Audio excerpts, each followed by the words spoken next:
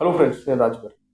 ఆడవాళ్ళ వల్ల రాజ్యాలే కూలిపోయాయనే చరిత్రను మనం చదువుకున్నాం. ఒక వ్యక్తి ఎదగాలనుకున్నప్పుడు కొన్నిటిని కంట్రోల్ చేసుకోవాల్సిన అవసరం ఉంటుంది. ముఖ్యంగా ఏ ఫీల్డ్ అయినా ఒక వ్యక్తి ఎదుగుతున్నాడంటే వాడిని తొక్కాలనుకునే జనాలు మన చుట్టే ఉంటారు. అది ఏ ఫీల్డ్ అయినా ఎదగాలనుకున్నోడు కాలు జారకుండా కంట్రోల్లో ఉండాల్సిన అవసరం ఎంతైనా ఉంది.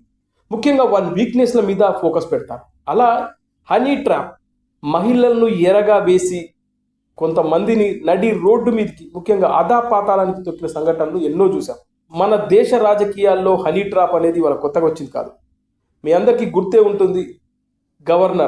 ఆంధ్రప్రదేశ్ గవర్నర్ ఎన్డి తివారిని ఎలా హనీ ట్రాప్ చేశారో మనం మర్చిపోలేదు. ఎన్డి తివారి గారి విషయం బయటకు వచ్చింది కాబట్టి చాలా మందికి తెలిసింది. కానీ బయటకు రాని విషయాల్లో లోపల సెటిల్మెంట్ చేసుకున్న విషయాలు చాలా ఉంటాయి. మీ అందరికీ తెలుసో లేదో, ఆ మధ్యకాలంలో పెద్ద ఎత్తున గుసగుసలు వినిపించిన ఒక విషయం, ఒక పొలిటికల్ లీడర్, చాలా పెద్ద లీడర్, ఆ వ్యక్తి దగ్గరికి ఓ సినిమా హీరోయిన్ని పంపించి అతన్ని హనీ ట్రాప్ చేసి ఆ తర్వాత అతని దగ్గర నుంచి డబ్బులు గుంజుదామని ప్రయత్నం చేసిన ఒక మీడియా ఛానల్, ఆ తర్వాత అతన్ని ఈ రాజకీయ నాయకుడికి సంబంధించినటువంటి మనుషులు చితక్కొడితే కొన్ని సంవత్సరాల పాటు అతను మీడియా ముందుకు కూడా రాలేదు.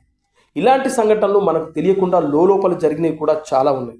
పాలిటిక్స్లో ఒక వ్యక్తిని కిందికి దించాలంటే, అతని కెరియర్ని దెబ్బ కొట్టాలంటే, అతనిపై బ్యాడ్ రిమార్క్స్ తీసుకురావాలంటే మహిళలను ఎరగా వేసే వాళ్ళు చాలామంది ఉంటారు. గత కొన్ని రోజుల నుంచి చూస్తే మన తెలుగు రాష్ట్ర రాజకీయాల్లో కూడా కొన్ని లస్ట్ స్టోరీస్ మనం చూస్తున్నాం. ముఖ్యంగా ఓ రాజకీయ నాయకుడికి సంబంధించినటువంటి ఆడియో టేప్లో లేదంటే వాళ్ళ వీడియో వ్యవహారాలు సోషల్ మీడియాలో వైరల్ అవుతున్నప్పుడు ఏంటి ఈ రాజకీయ నాయకులు ఇలా చేస్తున్నారని మనం ముక్కున వేలేసుకున్న సందర్భాలు కూడా ఉన్నాయి. ఓ రాజకీయ నాయకుడికి సంబంధించినటువంటి ఒక ఆడియో బయటకు వచ్చినప్పుడు ఆ తర్వాత ఆయన ఖండించాడు. ఇది నా వాయిస్ కాదు, ఇదెవరో మిమిక్రీ చేశారన్నారు. ఆయన గురించి కూడా ఒక ఆడియో బయటకు వచ్చినప్పుడు ఇదెవడో అచ్చం నాలాగే మాట్లాడాడు, ఇది మిమిక్రీ చేశాడని ఆయన కామెంట్ చేశాడు. ఇక చూస్తే వైఎస్ఆర్సీపీకి సంబంధించినటువంటి ఎంపీ గోరంట్ల మాధవ్, ఆయనకు సంబంధించిన ఒక వీడియోనే బయటకు వచ్చింది. అది ఎంత సంచలనమైందో మనం మర్చిపోలేదు. సోషల్ మీడియాలో ట్రెండింగ్లో ఉంది, ట్విట్టర్లో ట్రెండింగ్ 1లో ఉందంటే అర్థం చేసుకోవచ్చు. ఇలాంటి నీచమైన ఆడియోలు వీడియోలు బయటకు వస్తున్నప్పుడు రాజకీయ నాయకుల మీద నిజంగా జనాలకి విరక్తి పుడుతుంది. ఇలా దిగజారిపోతున్నారేమో అనిపిస్తుంది. అయితే ఆయా రాజకీయ నాయకులు ఏమంటారంటే ఇది మా ఆడియోని మిమిక్రీ చేశారు, అది మాది కాదని చెప్తుంటారు. అందులో వాస్తవం ఉందా లేదా అనేది సెకండరీ. జనాలకి ఏదో చేద్దామని రాజకీయాల్లోకి వచ్చేవాళ్ళు, జనాలను ఉద్ధరిద్దామనుకునే వాళ్ళకి ఇది కరెక్ట్ కాదు. రాజకీయాలు ఉన్నప్పుడు కొన్నిటిని చంపుకోవాలి, కొన్నిటికి దూరంగా ఉండాలి. ముఖ్యంగా క్యారెక్టర్ చాలా చాలా ఇంపార్టెంట్ రాజకీయాల్లో. ఒక రాజకీయ నాయకుడు ప్రజలకు సేవ చేద్దాం అనుకున్నప్పుడు అతను చేసే నీచమైన పనుల వల్ల జనాలు అతని వైపు వేలు చూపిస్తే అంతకన్నా దిగజారిపోయే పరిస్థితి ఇంకోటి ఉండదు. కూటమి ప్రభుత్వం అధికారంలోకి వచ్చిన తర్వాత ఒక తెలుగుదేశం పార్టీకి సంబంధించినటువంటి ఎమ్మెల్యే నన్ను లోబర్చుకున్నాడు, లాడ్జ్కి పిలిచాడు అంటూ ఒక మహిళ మొహానికి మాస్క్ వేసుకొని ప్రెస్ మీట్ పెట్టి మరీ ఆయనకు సంబంధించిన విషయాలన్నీ బయటపెట్టింది. అప్పుడు కూడా అందరూ నోళ్లు వెలబెట్టి చూశారు. ఏంటి రాజకీయ నాయకులకు పోయే కాలం, జనాలు వీళ్ళను ప్రజాప్రతినిధులుగా ఎన్నుకుంటే వీళ్ళు చేసేది ఇదా అంటూ జనాలు చీదరించుకున్నారు. ఇక చూస్తే ఇప్పుడు కిరణ్ రాయల్, ఆయనకు సంబంధించి ఈ 2-3 రోజులలో కొన్ని వీడియోస్ బయటకు వస్తూ ఉన్నాయి. జనసేన పార్టీకి సంబంధించిన వ్యక్తి. ఇక ఆయన ప్రెస్ మీట్ పెట్టి మరి ఇది నన్ను కావాలని ఇరికిస్తున్నారు, కావాలని ఇప్పుడు ఆ అమ్మాయిని రెచ్చగొడుతూ వైఎస్ఆర్సీపీ వాళ్ళు నీచ రాజకీయాలకు పాల్పడుతున్నారు అంటున్నారు. వైసీపీ దొంగల ముఠా మొత్తం నన్ను కక్షగట్టారు నా మీద.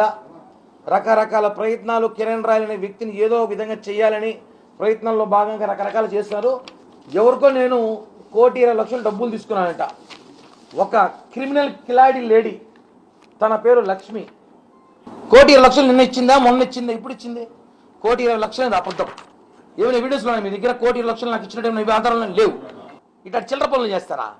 రాజకీయాల దమ్ముంటే రా. భూమల కరుణాకర్ రెడ్డి కుమారుడు భూమల అభినయ్ రెడ్డి, ధైర్యం ఉంటే రా. ఆర్థిక లావాదేవీలు రాజకీయాన్ని కట్టడం కరెక్ట్ కాదు. దానికి సంబంధించి ఎవిడెన్స్ మీకు ఇచ్చాను. రేపు పొద్దున ఎస్పీని కలిసి ఆ అమ్మాయి మీద కేసు కట్టబోతున్నాం. కిరణ్ రాయల్కి నాకు గత కొన్ని సంవత్సరాలుగా ఉన్న లావాదేవీలు వల్ల అనేక గొడవలు అయ్యాయి. ముందు చెప్పినట్టుగా ఇచ్చిన చెక్స్, బాండ్ అన్నీ ఈ రోజుతో క్లియర్ అయ్యాయి. ఆ తర్వాత మిగతా వాటికి 2 చెక్కులు, బాండ్స్ ఇచ్చారు. ఈ రోజు నుంచి అతనికి నాకు ఎటువంటి లావాదేవీలు లేవు. నా కుటుంబం నుంచి అతనికి, అతని కుటుంబం నుంచి నా కుటుంబానికి ఎటువంటి హాని జరగకుండా ఉండాలని కోరుకుంటున్నాను. నేను ఇందాక చెప్పినట్టు రాజకీయాల్లోకి వచ్చే వ్యక్తి ఖచ్చితంగా కొన్నిటికి దూరం ఉండాలి, కొన్నిటిని కంట్రోల్ చేసుకోవాలి, కొన్ని వీక్నెస్లకు చాలా చాలా దూరంగా ఉండాల్సి వస్తుంది. ఆ తర్వాత ఇది కాదు, అది కాదు, పలానా వాడు మనం ఇరికించాలని చూసాడని ఇలా రకరకాల కవరేజ్ కార్యక్రమాలు చేసినా అప్పటికే జరగాల్సిన డ్యామేజ్ జరిగిపోతుంది. ముఖ్యంగా ఆయా పార్టీల రాజకీయ అధినేతలకు కూడా ఇబ్బంది కలిగించే విషయాలు. ఇవాళ కిరణ్ రాయల్ అనే వ్యక్తిదే మొదటిది కాదు, ఇదే ఆఖరిది కాదు. ఇలాంటి సంఘటనలు చాలా చాలా జరుగుతాయి, చాలా వెలుగులోకి వస్తాయి. మనం వెతుకుతున్నప్పుడు కిందికి లాగాలని చూస్తారు. ప్రత్యర్థి రాజకీయ పార్టీలు మనని ఏదో విధంగా మనపై బురద జల్లాలని చూస్తారు. మనం ఎక్కడ దొరుకుతామని చూస్తారు. అలాంటప్పుడు ఇలా మహిళలను ఎరవేసి, ఇలా హనీ ట్రాప్ చేసి మిమ్మల్ని, మీ క్యారెక్టర్ని రోడ్డు మీదకి తీసుకొస్తారు. అందుకే రాజకీయాల్లో ఉన్నటువంటి వ్యక్తులు కానీ, ప్రజాప్రతినిధులు కానీ క్రెడిబిలిటీ పోడగొట్టుకోకుండా రాజకీయాల్లో జవాబుదారితనంగా ఉండాలి. కానీ ఇలా మహిళల వల్ల అబాస్ పాలవుతూ ఆ తర్వాత ఇది పలానా రాజకీయ పార్టీ చేసిందంటూ గగ్గోలు పెడితే లాభం లేదు. నీ వల్ల నీ పార్టీకి, నిన్ను నమ్ముకున్న కార్యకర్తలకు, అలాగే నీ మీద నమ్మకం ఉంచిన ఆయా రాజకీయ పార్టీల అధినేతలకు కూడా చెడ్డ పేరు వస్తుంది. తస్మత్ జాగ్రత్త.